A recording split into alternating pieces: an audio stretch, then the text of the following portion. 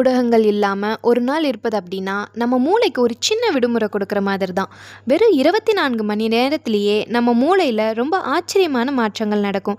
அது என்னன்னு பார்த்தோம்னா, ஃபர்ஸ்ட்டு டோபமைன் ரீசெட். சமூக ஊடகங்கள்ல வர ஒவ்வொரு லைக், கமெண்ட், நோட்டிஃபிகேஷன்ஸும் நம்ம மூளையில டோபமைன் அப்படின்ற ஒரு ரசாயனத்த சுரக்க வைக்கும்.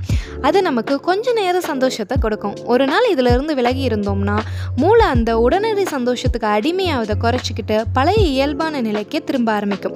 2வது கவனச்சிதறல் குறையும். பொதுவா நம்ம ஏதாவது ஒரு வேலை பண்ணிக்கிட்டு இருக்கும்போது நடுவில் ஃபோனை எடுத்து பார்த்தோம்னா மறுபடியும் அதே கவனத்துக்கு வர மூளைக்கு சுமார் 23 நிமிஷங்கள் தேவைப்படும். சமூக ஊடகங்கள் இல்லாத நாளில் மூளையோட சிந்திக்கிற பகுதி இன்னும் கூர்மையாக வேலை செய்யும். அதனால ஒரே விஷயத்தில் நீண்ட நேரம் கவனம் செலுத்த முடியும். 3வது மன அழுத்தம் குறையும். மற்றவர்களோட வாழ்க்கையோட நம்ம வாழ்க்கையை ஒப்பிட்டு பார்க்கறது மன அழுத்தத்தை அதிகப்படுத்தும்.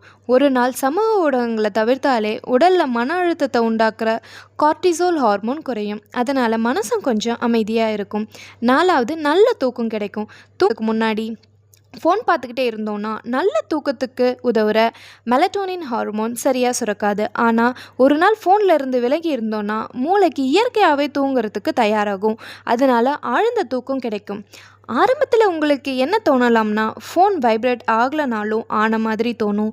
யாராவது மெசேஜ் அனுப்பியிருப்பாங்களோ, என்ன நடக்குதோ அப்படின்னு மனசு கொஞ்சம் பதட்டப்படலாம். ஆனால் அந்த சில மணி நேரத்தை தாண்டிட்டிங்கன்னா அதுக்கப்புறம் மனசில் ஒரு நல்ல தெளிவு வரும்.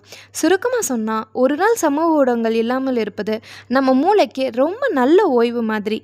கவனம் அதிகரிக்கும், மன அமைதி கிடைக்கும், நம்மளை சுற்றியுள்ள நிஜ வாழ்க்கையை இன்னும் நல்லா ரசிக்க முடியும்.